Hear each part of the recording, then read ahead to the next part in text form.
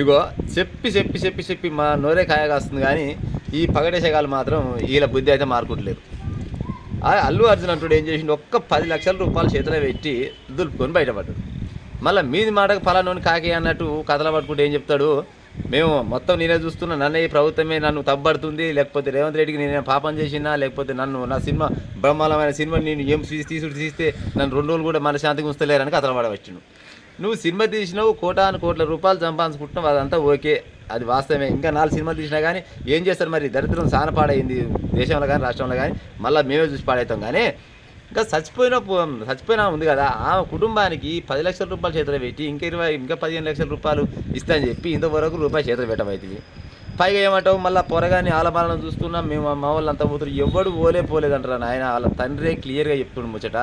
నువ్వు రేపు పొద్దుగాల లేచి తడిబట్ట తానం చేసి నిమ్మలంగా పోయి ఆ పొరగాని 2 కాళ్ళ మీద పడి నీకు దండం పెడతారా స్వామి, ఏమన్నా అనుకో బిడ్డ, నా పాపం వల్లనే నేను చెప్తిన గుట్ట వస్తేనే మీ అమ్మ చనిపోయిందని కాళ్ళు మొక్కినా కానీ నీ పాపం అయితే తీరదు. నీకు కాదు, నీ పిల్ల తరాన్ని వెళ్తుంది ఆ పొరగాని కోసం. పాపం కోమలో ఉండట, కనీసం మానవత్వం అని ఉండాలి. నీకు 2 పిల్లలు ఉన్నారు, చిన్న పొరగాడు లేచి తండ్రిని గుర్తుపడతలేడంట, కన్ను తెరిస్తే నువ్వు ఓలో అని అంటుండట.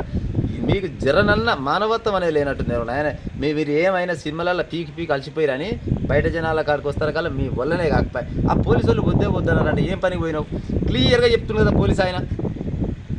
మేము అమ్మాయి ఒక ఆడమనిషి చచ్చిపోయింది, నువ్వు బయటికి వెళ్ళరా నాయన, ఈడికెళ్ళి అంటే వెళ్ళను, నేను సినిమా చూస్తా, ఏమన్నా మంచి సీన్ వస్తుంది, ఈ సీను మిస్ అయిపోతున్నా అంటే నా పబ్లిక్ అంతా నా నోటి నుంచే కాలం ఉంది, మొత్తం సినిమా అయిపోయినాకనే పోతా, జరా ఇంకో ఫైటింగ్, లాస్ట్ ఫైటింగ్ నేను బలపికుడు పీకిన 2 చేతులు కట్టుకొని ఓని పళ్ళతో గురికి చంపినా, ఏం ఫైటింగో ఏం సినిమా, నీ సినిమా నాశనం అయిపోను కానీ గట్టనవంట. ఆ పోలీస్ ఆయన క్లియర్ చెప్తుంది. పోలీస్ ఆయనకు నువ్వేమన్నా కోపమా చెప్పు, లేకపోతే పోలీస్ ఆయన కోవాలన్నా 4 రూపాయలు ఇవ్వచ్చున్నా నీ మీద అట్లా చెప్పమని.